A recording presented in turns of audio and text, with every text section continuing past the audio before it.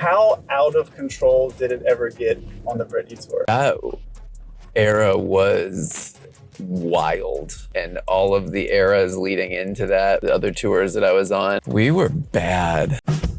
My name is Robert Hoffman, and I am a dancer. Dance has taken me all over the world. Dance made me into a movie star. I teach dance. I breathe dance. And you know what else I realized on my journey? I love dancers. I love who they are, I love how they think, and I love knowing how each one of them got great at what they do. So I wanted to do a deep dive into the mind of some of my favorites, and I want you to come along with me in this episode of Dancers Driving to the Studio. On today's show, we welcome Brian Friedman. Brian is a world-renowned choreographer, director, and producer. He's worked with some of the biggest names in music, including Britney Spears, Beyonce, Rihanna, and Mariah Carey. He also choreographed for numerous television shows, including The X Factor, So You Think You Can Dance, and American Horror Story. I'm thrilled to have Brian on the show today, as I've known him for a long time. I've bled and sweat with him in classes throughout my career, and I know he's got a lot to share.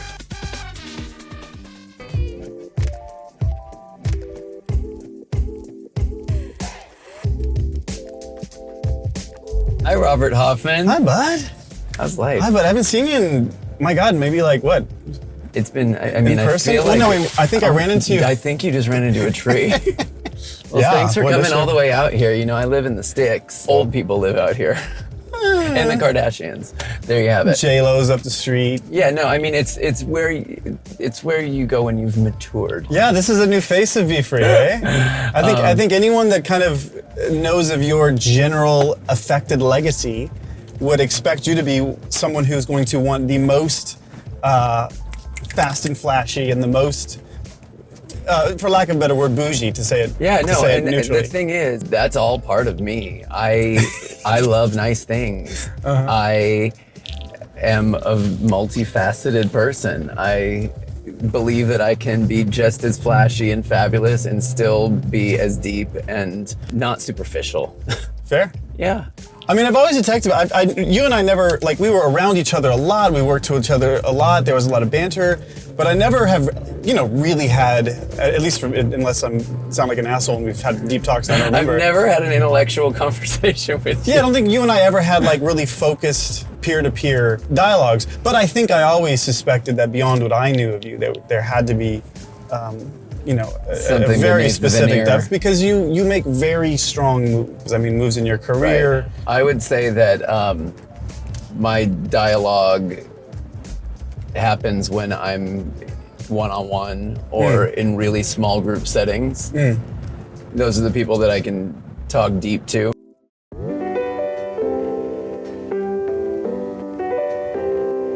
But I'm just a softie that wants to settle down and play with puppies and have babies.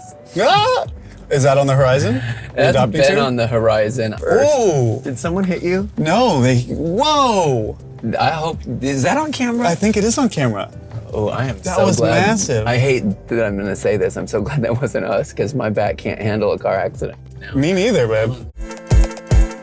So I'm feeling really good and feeling really kind of excited about life and a little bit detached from a lot of the social hierarchies and self-judgments I held for a long time, and starting to accept a nicer view of myself and accept that, hey, some of your successes weren't a fluke. Some of your successes is because you do good at things sometimes. So Isn't it crazy how we just tear ourselves apart? Yeah, I remember one time I was watching you just throw together this very successful opening number at a Pulse summer camp.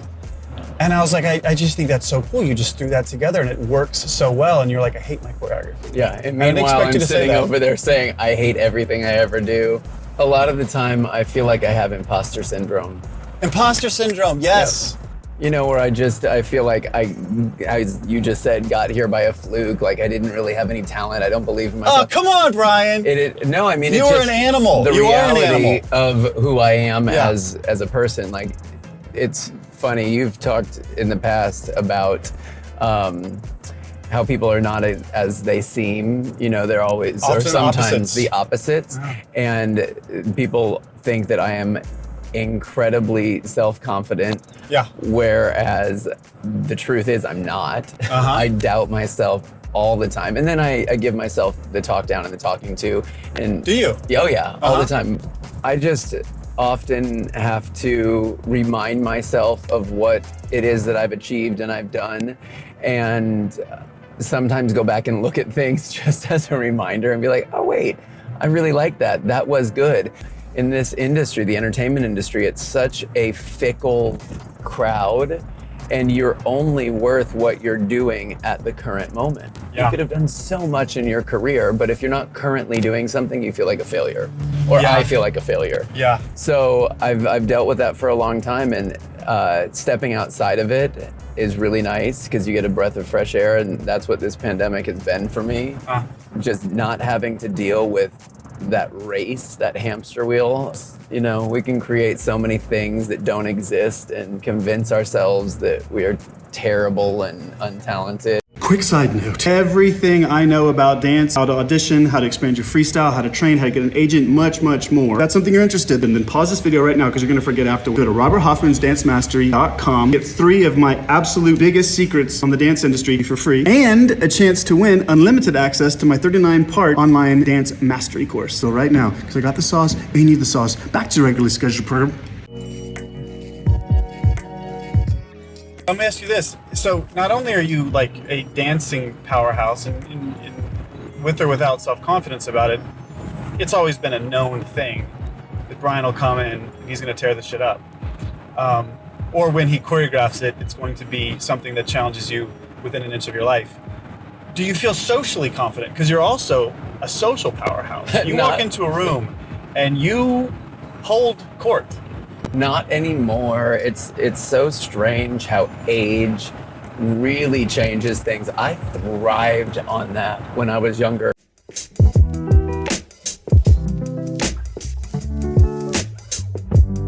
So that's who I was, and I lived that to the fullest and loved it. And little by little, I get social anxiety now when I'm around groups. Before. So before, was there a part of you that, in spite of how a lot of times the more bravado, the less security, when it came to the social stuff, were you? Oh, I was confident. I was really confident.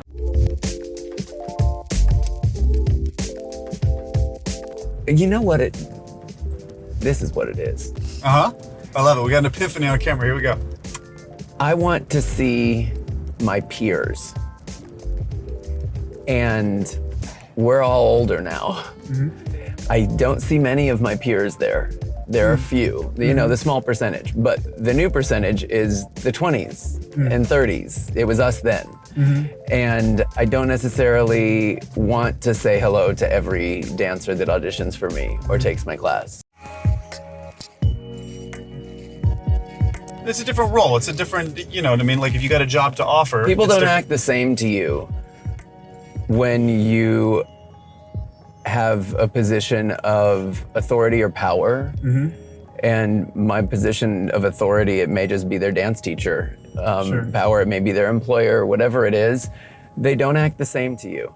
And I remember feeling that shift when I started working as a choreographer and then started casting. And I remember the energy from people changed. It got a little bit more hungry. they were nicer. And then you're like, is this fake? Are they really nice to me because they like me or because they want something from me? See, I almost never had that role because I was always just being cast in something or creating my own little renegade weird shit. So people were, you know, usually like, wait, I don't know if I want to do your shit. It's so weird. Like my YouTube stuff and whatever. So I never had that experience. I think it might have suited me well to have a little bit because I've always been Mr. Go get, you know, jump into the middle and stir stuff up guy. Yeah, I much preferred, obviously I love my life and I love what my career has given and provided, and I've had so much fun doing it, but I do miss just being a dancer.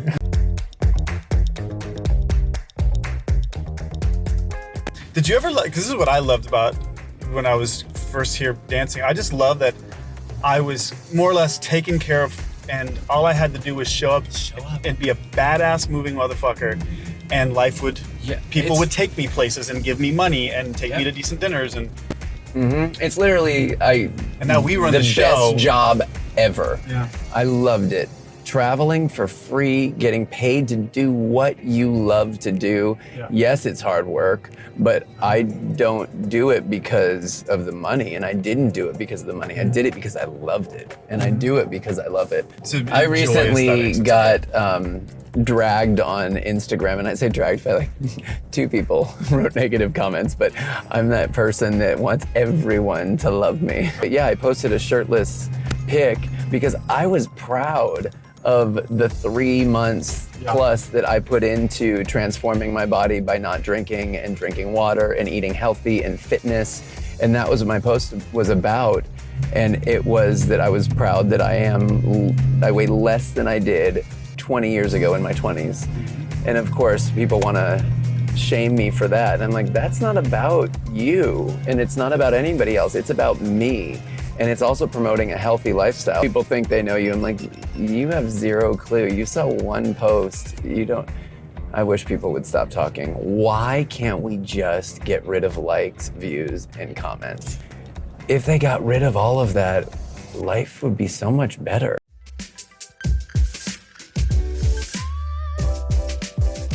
Okay, let's go trippy, super psychological.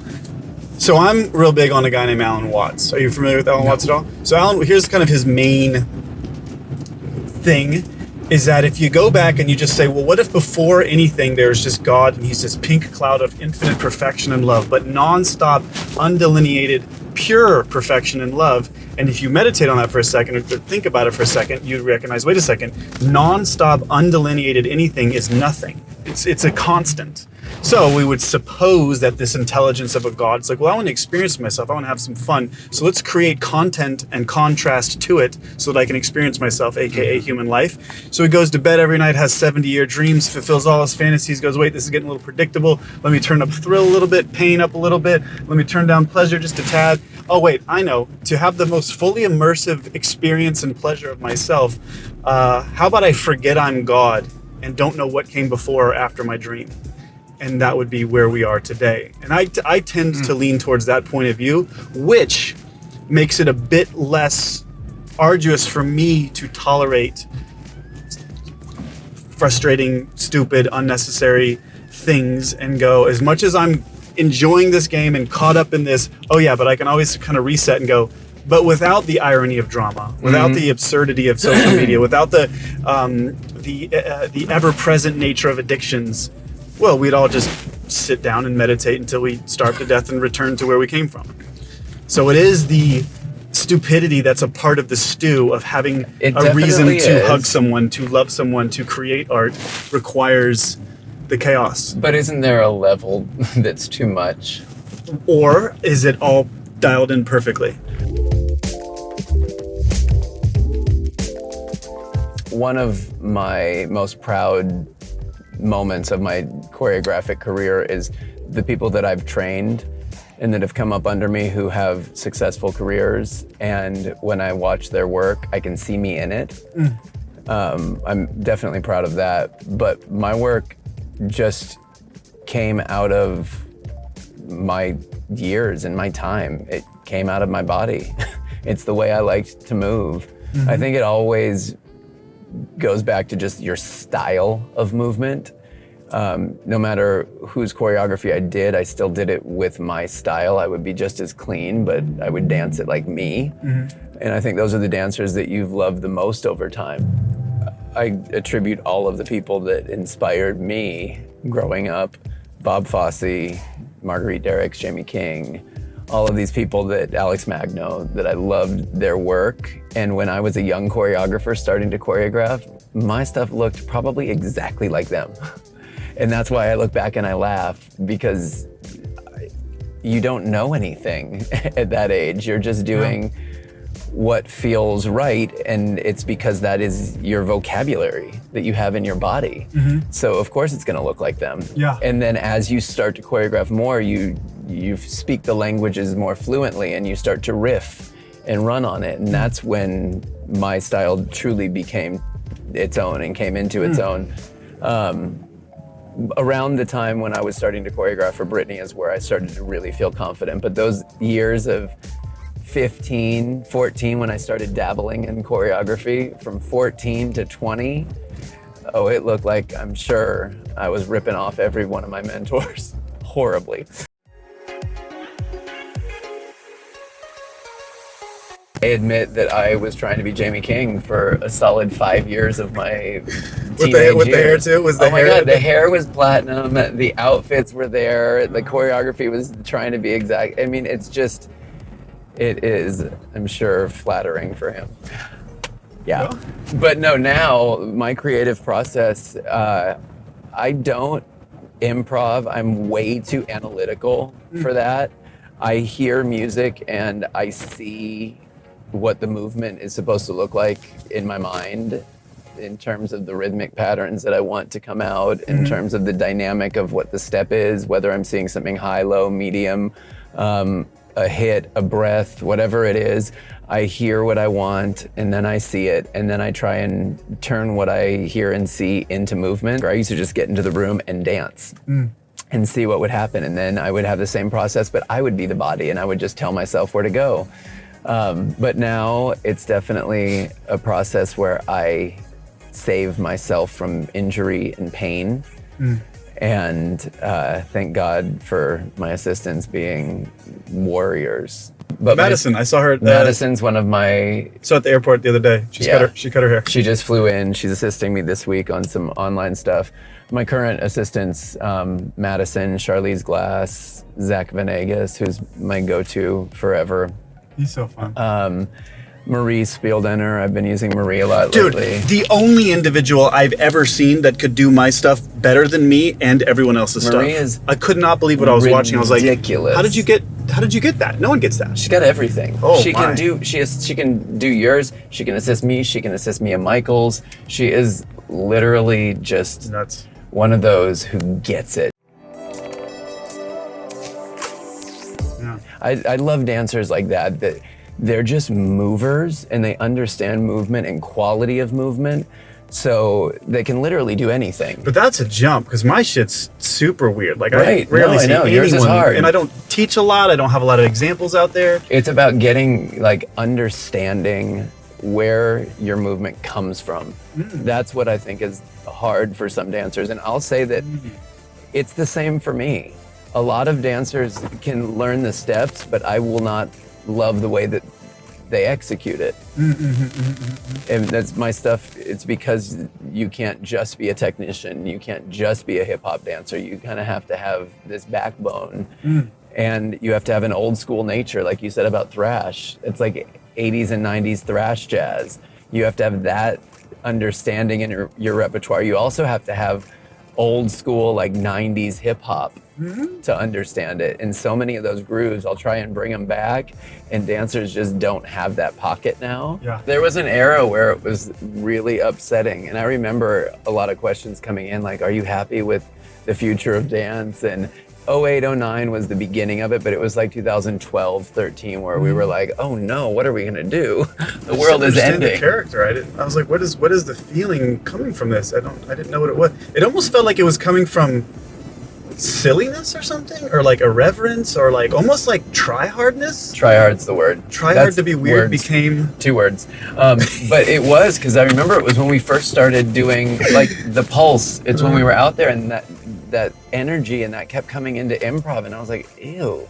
And when swag hip hop came in, I was like, oh yeah, that got really. That was just gross to me, and it made me really start to hate some of the things about our dancing. I forgot about that. I was like, no, that's got to stop. When I first visited here, and we would stay at Oakwood on Barham. Oh my God, the Oakwood days. Just everything I ran into was godlike, and I was some like little puny imp that had no business here, and I was just striving to find some reason to validate my existence among these people, and now it's just this recalibration process of, hey Rob, it's just a bunch of people like you, or people that aren't quite as neurotic as you. This thing that you described, this like magical place, I still want to feel that, because that's what I felt when I was a kid too. It was like, About coming LA? to LA, it was this magical, mystical place. And that was when you'd go and you'd take Marguerite's class and At you Tremaine. would Are fucking you talking about Tremaine when it No. was at Tremaine? No, I was Okay. PAC. I was PAC. I got Okay, here so around you're when it was a at PAC. little and Liz's later. class, and you would go across the floor, and it was very militant and very Oh, that's epic. broad. That's and what I love. Traveling and turning. And, Yeah, there was a tension and an intensity in class. Yeah. And it was about how hard you worked. Yeah. And if you didn't work at that level, like you did work at that level. There was no other option. You had to like pull up and get in. Somewhere along the way, things just shifted and class turned into something else. Yeah. Moment of silence. I for felt that. I felt fortunate though. It was pretty sexy. I mean, I think if you really look at it, like, dude, we had some really lucky timing. We got in when it was really course. artistic, and there was a real soul to the exertion, and therefore the reciprocal reward Yes. and also like your first job, my first job. I don't know how many other generations I don't even know if entertainment's going to exist. Have you ever thought about this? Yes. All throughout our life, we had to hope that there would be a DVD at a skate shop or travel states away to see greatness. Yeah. Now people, they're like, I want to see the greatest breakdancing. Scroll. I get it. Yep. So greatness has lost its, not entirely, Luster. It's been watered down. but I don't know if anyone's going to have the experience we had. No, they aren't. The world is forever changed. Question. Yeah. How, and you don't have to get specific, how, if at all, how out of control did it ever get on the Britney tour? These glasses were from that era. Ah. And as I grabbed them today to put them on, I just always have little glimpses of memories. And that era was wild. Yeah? Like wild. The Britney era and all of the eras leading into that, for me, all of the other tours that I was on, we were bad. We were so bad. I look back and I'm like, how could I even get on stage and get through those shows? We just constantly partied. We would go out every night, and then we would have to leave to get on our bus to drive to the next city or fly to the next city, and we would get home from being out all night and have to pack and not sleep and put our stuff in the bus or go to the airport, sleep on the way to the venue, walk into the venue, like sleepwalking into the dressing room, fall down, pass out, wake up for sound check, go on, dance, get a little energy, do the show, and then leave and go out in whatever new city we were in. Fun. And that would just go on for months and years. And it's funny, I looked at some of my friends who, when I moved into choreography, they stayed in the dance world and went on tours for years. And I'm like, how are they alive? The second I started choreographing, that's when I turned into like a responsible adult. Okay. That was the shift in me growing up, truly growing up. So as you know, Wade's style was like the precipice of my like highest quest with dancing. I just wanted to be aligned with it so bad. I don't want to learn from it. How would he choreograph? Was it in his head? Did he experiment? Yes. Wade played around with movement. He was definitely less analytical than I am. He was more about the feel of movement. But I think we came from the same world in that we both were trained in specific styles. And that will always be the foundation of what it is that we do. You know, Wade has a very distinct quality to his movement. And underneath all of that movement are the foundations that he learned as a kid. And then it's his groove, it's his essence, it's his pocket, it's his attack, it's his funk that really makes his style him. But like I was saying, how I dance and how I attack something, Wade is the same way. You can try and do it over and over, but you'll never look exactly like him. Just like Tavares, someone like that. You can try and do its choreography as much as you want, but you will never achieve it the way that he achieves it. So I think that's what's so amazing about Wade. But he, much like I am, is so inspired by all different types of movement. And I think one of the most fun things to watch is when he started to branch out and take in other styles. I remember when he was doing So You Think You Can Dance, he did a duet with Jamie and Hawk, and just decided, you know what, I love the way contemporary movement looks and feels and flows. And I'm not a trained technician, but I'm gonna organically approach this. He loves animalistic movements. So he takes on, I want this to feel like a bird. And then what would a bird move like? What would it feel like? And then he does his interpretation of it. And that won him an Emmy. But when we used to choreograph together, we didn't think before we would go in. We would go in with the song, and we knew what the vibe of it was gonna be, and we would just dance around and and work off of each other and truly collabed on choreography, which it's hard to do. It's hard to collaborate with people. You either have that sort of dynamic or you don't. Sure.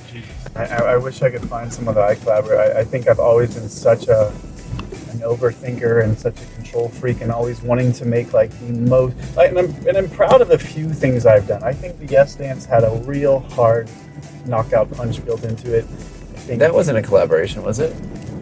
It was to some degree. I think I heavily directed it, but it was definitely coming from. Because I'm pretty sure that there were some of my steps in that. Really? I'm kidding. Oh. Yes. Me and Kato definitely, like, it was out of our energy, but I think it was definitely a signature of my general comedic thing. I think contemporary Eric, but I know that a lot of my heroes are very collaborative, and I'd like to be able to shine a light on whatever part of me hasn't been able to be quite so collaborative. But then I go, but I like sometimes that I do refine. You don't have to be collaborative. Yeah. I don't think that this generation is so much on collaborations, and it's not just in the dance world, it's in the music industry. It's, it's being shoved down your throat like a feature on a song and a this and a that. Everyone's trying to do stuff together and based on their social standing and monetization. I've always been whatever about that. I have to love someone's work to want to try to do something with them. But when it comes to just teaching class and giving choreography, I've only really done it with a small handful of people. Miguel Zarate, Kevin Maher. I love that little boy. Oh, I love Giannis Miguel. Marshall. What a punk. He's so good. So unapologetic.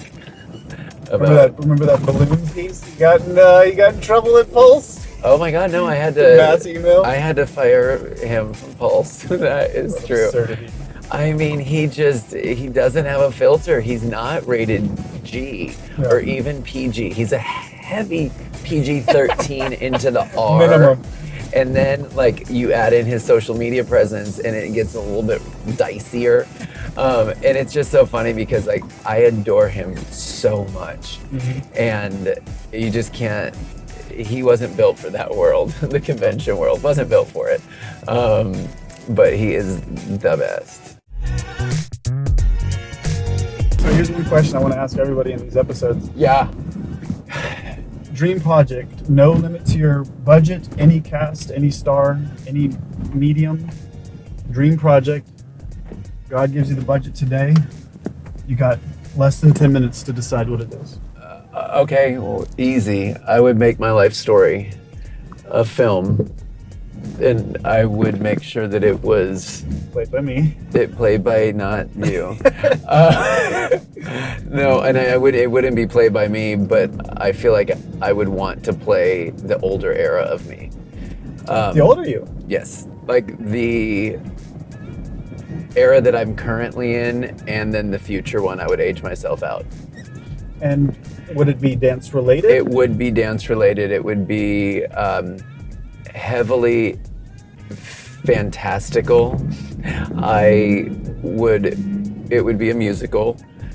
It would be a full-fledged theatrical, dramatic biopic, but the way that I feel and see things in my head is much more fantasy than the world we live in. So I would incorporate that. Dancer in the Dark is a very dark film, but the way that Bjork, her character in that film, lived in her mind, that's sort of something that would come into play. I'd like to see what Brian's mind artistically viewed would be. That sounds really fun. And that would be the dream project, being able to take the time to develop the screenplay and the book so it could be a Broadway show. That would be nice, which I would then have to direct and then be able to buy an island because it would be so successful. That's the goal. Would you take an island? Yes, and it would have all original music. I can't wait. Have you talked to someone that's gonna make that happen? Please? Yeah. Yeah, thanks. Hey, let's get in the studio. I'm kind of liking our little lead into this as TikTok, which I think is probably like the most ironic thing for you and I to do. Of course. But maybe we just come up with like a TikTok. Now, would that be, because for me, TikTok is something that I really struggle with. I taught an online class with a TikTok star. I think she's like the biggest star on TikTok. Charlie? Her name is Charlie. Uh-huh. And I taught her a class, like a dance class. We got together, she wanted to learn some dance moves, and I was like, okay, this is fun, I'll teach you something, but will you please teach me how to TikTok? Uh-huh. Like, it's a thing, how do you TikTok? And so she did a TikTok with me, and I like got my phone out and we did it, and I had like 1,000 followers, whatever, and I was like, I'm doing really good, right? So we did this video, and it like exploded, and it got like 30 million views in a day or two. And I have like 500,000 followers on there now, and it's useless. I don't know what to do with it. And it's just because she was in the video. You don't want to do this every day? We weren't even good. Like, we didn't do anything. Yeah. So I just don't understand, am I supposed to do something with it now? That it's there and that it has some sort of something to it? Well, that's in the air, and like everyone's saying, like it's the thing to invest in. It's the next calling card. Like, make sure your numbers are up on it. Yeah. I'm not entirely convinced of that. I think we watched audiences and technologies skip a lot. So right. I don't know. What happened to Vine? Yeah. Vine's gone. I think that it's damaging. That's all I think. I think that they're on there. Everything lasts a minute, a second. They are living for that little thrill that they get from that moment. And also, they put it up and it doesn't do anything. And then they are in depression because they didn't get validated or liked. So I just think it's really dangerous. Yeah. As I was saying. So we should do one. Yeah. Are we gonna do the cheesiest one possible? Are we gonna go for dynamic? Or are we gonna go for like? Well, we have to go for something that I can do in this. I'm down for like the best worst one possible. Dude, I think we go super like sassy, sexy, slow-mo. Just hit as much kitschy bullshit as we can possibly come up with. All these sound trappy, and a lot of them go to like super trappy things. Just a lot of just like lip biting and squinting and. Yeah. You haven't even practiced it? No, I've never. Did I do it right? Was it good? You have to see that Brian has never tried the TikTok tongue bite. Haven't. He's got it. It's too much in the middle right now. Where does it go? Off to the side. My tongue doesn't go to the side. It doesn't go to the side. Wait, do you twist You're it? twisting in the middle. No, you're doing it. It's just push the tongue off to the side. There you go. Oh, there you I go. thought it had to like twist and go out. Oh. It's so gross. Yeah, it is. But then more teethy. It's more teethy. Yeah, there it is. Ew. It's so cringy. I had to. Do you wink with it? Often?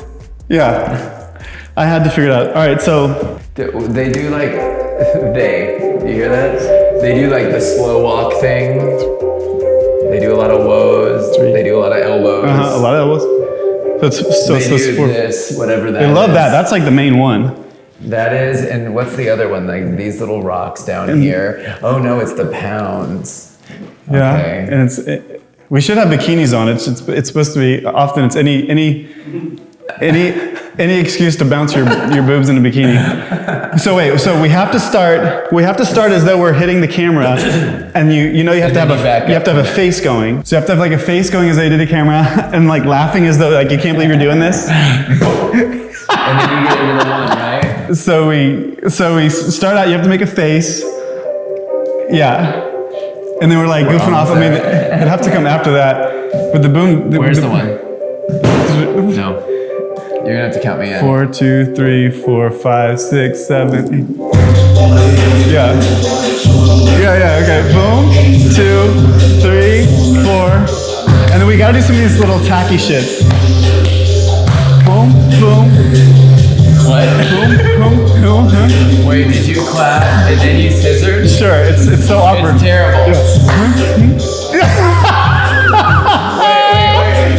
Wait, don't they like do like bad waves? Oh yeah, they do. Boom. Okay, so where were we set? I kind of feel like we go there or something like. Wait. Oh, they're doing that now, right? Okay, so what was that? So we got 1, 2, 3, 5, 7. 1, 2, 3, 5, 7. 4, 5, 6, 7. 7. Do we go into this? Or do we do an 8, 1?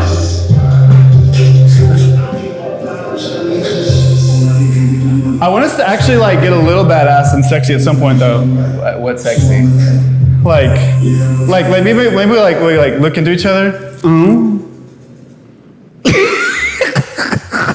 And then we can do that guy. Yeah. And then what they normally do, because there's always the weird exit. They like always disappear out of frame. Okay. 1, 2, 3, 4. Does anybody know what the way? That's right to that. It's out back. I mean, the thing is, it's never specific. No. Because none of them know what they're doing. It's an amoeba. So you watch someone different do the same thing, and it's a completely different thing. They make up their own thing. 4, 5, 6, 7, 8. What's our transition there? Yeah, it's a little much more dead space than we need, I think. 1, 2. Is it strong? What about like a little like or something? Wait, what did they do? Wait, no, it's the tongue. Yeah. That's what. Oh yeah. Oh yeah, the whole face thing. Yeah. Boom. It's anything into your penis. So 1, 2, 3, 4, 5, 6, 1, 2, 3, 4, 5, 6, 1, 2, 3, 4, 5, 6, 7, 1, 2, 3, 4, 5, 6, 7, 8. Boom. 1, 2, 3, 4. Oh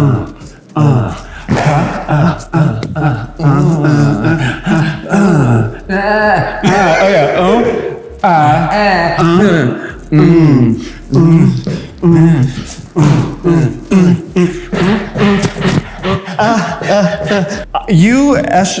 Zeitgeist a lot of stuff. Yeah. You Zeitgeist that. Yeah. Everyone had to do that. Got real famous this moment. What was some of the vernaculars though? There was a vernacular, we were saying it in the car. Mash. Oh yeah, mash was you. You were you mashed. That, like. That's totally you. No, we don't do that anymore. There was a couple words. Well, fierce and beat. Schwerk was you? Schwerk, fierce and beat were big. Yeah, beat. No one says beat anymore. That was everyone was. It was all about beat. Beat. Yeah, that too. Dang.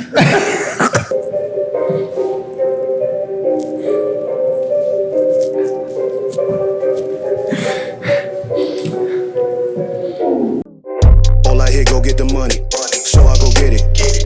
Hate means I do something right, so I'ma let him. Yeah, I'ma let him, yeah, I'ma let him.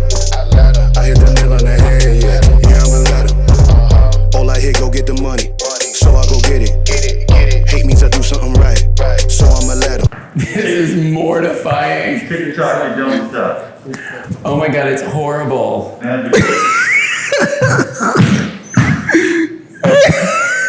Okay, posted. Hey, great to see you. Good to see you too. Fun hanging out. I'm glad we made our most amazing choreography of all time. I've known you decades, for how many years? Approximately 20. 20 years, and this is the longest we've spent together. And the art that was birthed of our first most intimate moment was everything it should have been. Okay. Considering how hard we had trained. It does make sense. Thanks for that. That's what it ended up being. Thank you for that. Next time, maybe one day I'll make something really special. Anyway, okay. Yeah, let's get out of here.